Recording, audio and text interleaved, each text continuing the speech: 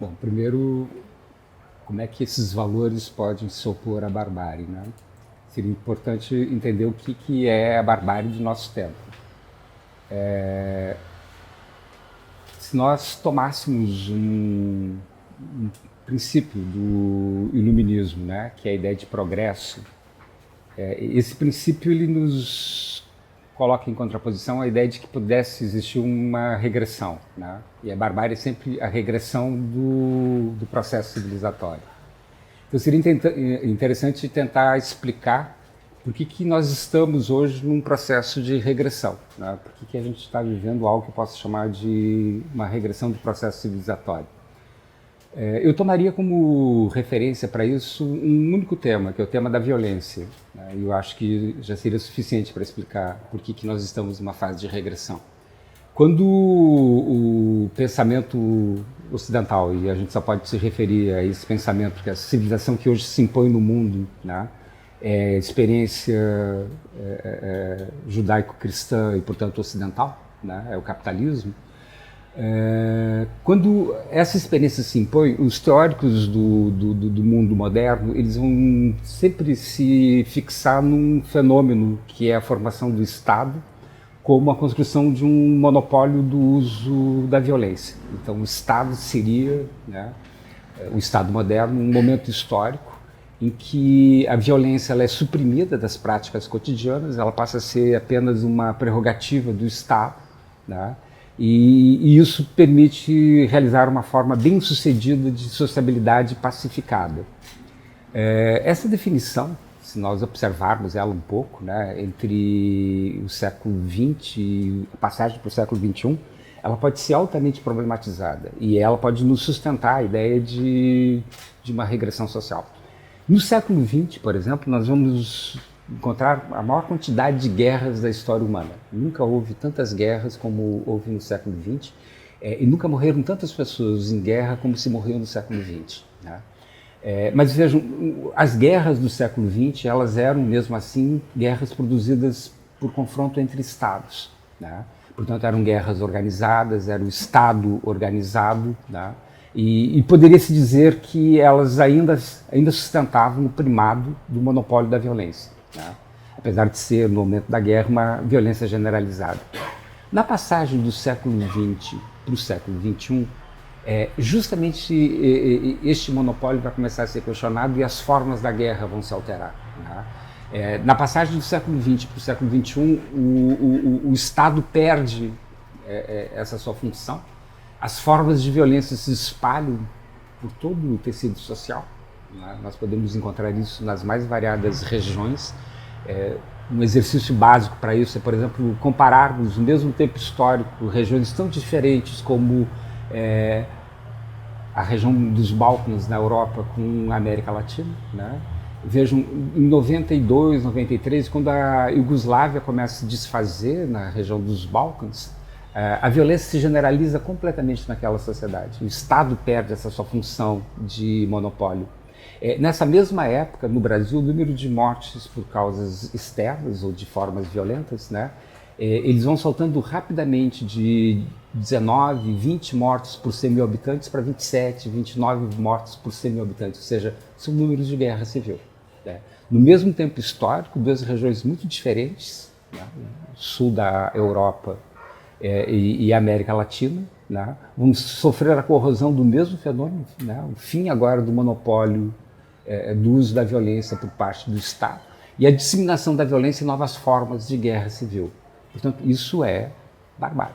A barbárie é exatamente esse estado em que a violência se torna um modo pelo qual, né, os indivíduos vão se conectar socialmente, se relacionar socialmente. Como é possível, com valores como dignidade humana, né, confrontar um Estado como esse? É muito difícil. É muito difícil. Eu não sei se um Estado como esse ele pode ser modificado pelo cultivo, né, de certos valores humanos. Mas uma coisa eu tenho certeza, né, que sem esses valores, situações de regressão como essa, elas podem se tornar bem piores, muito piores. Né?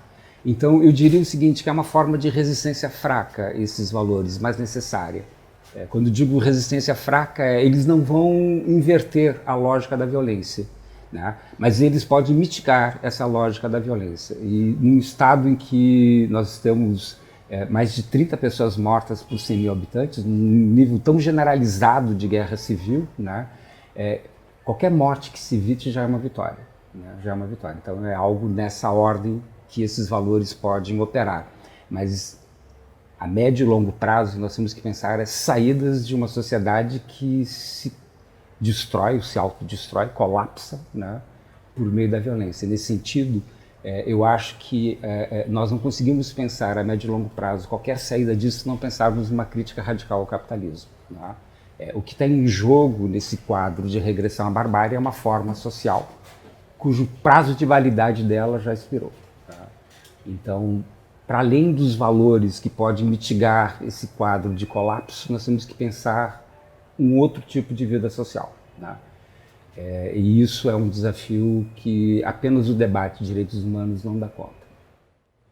Bom, as mudanças de atitude, elas acontecem muito por deliberação de indivíduos ou de grupos. Elas têm importância, evidentemente, mas o que está em jogo numa época como a nossa é um quadro de colapso sistêmico, uma forma sistêmica de sociedade que está em colapso, né? Portanto, uma mudança de atitude, seja individual ou coletiva, ela pode, né, ter um pequeno impacto num quadro como esse, mas elas poderão ter um impacto. Deixa eu explicar isso por meio de um exemplo. Quando todas as formas pelas quais nós estávamos habituados a existir, elas deixam de ter qualquer razão de ser, por exemplo, né, se nós tomarmos os indivíduos médios da nossa sociedade movidos por dinheiro, né, os conforta a ideia de que sempre que precisarem de dinheiro eles podem recorrer ao banco, ao caixa eletrônico, né, fazer seu saque, e as coisas estão sempre no seu lugar. Na medida que nós estamos numa época em que a possibilidade de manter essa lógica, né, no futuro próximo, ela pode ser muito dubitável, né? Pode ser muito provável que o sistema financeiro colapse, né? O que os indivíduos farão no momento em que a máquina, né, o caixa eletrônico não der mais justamente o que eles esperam, aquela quantidade de dinheiro pela qual eles vão fazer suas mediações diárias de comer, viver e etc. e tal, né?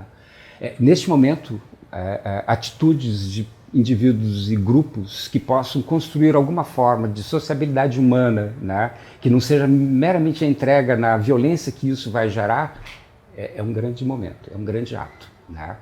Que essas atitudes sejam mediadas por alguns valores, como a ideia de que a violência não faz sentido, que a violência não é uma saída, né?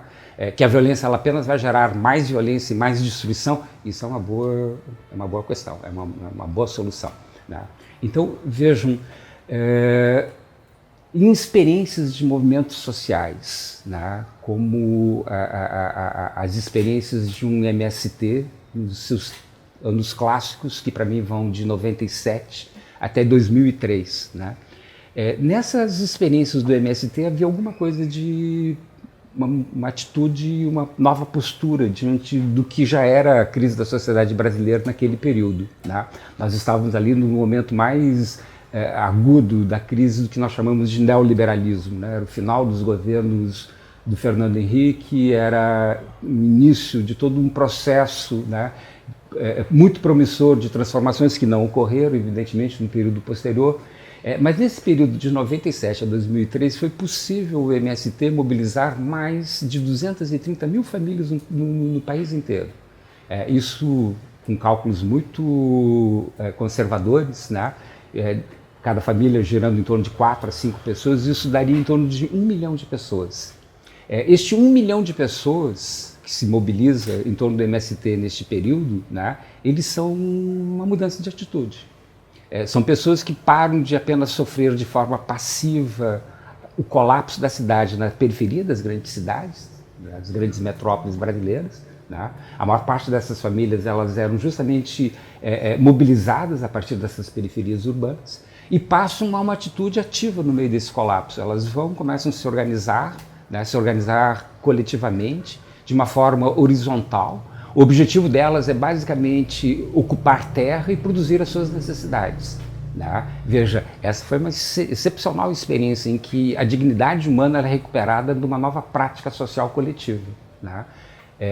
Talvez essa experiência ela deva ser guardada, porque no futuro próximo nós vamos necessariamente, né, ser obrigados a replicá-la.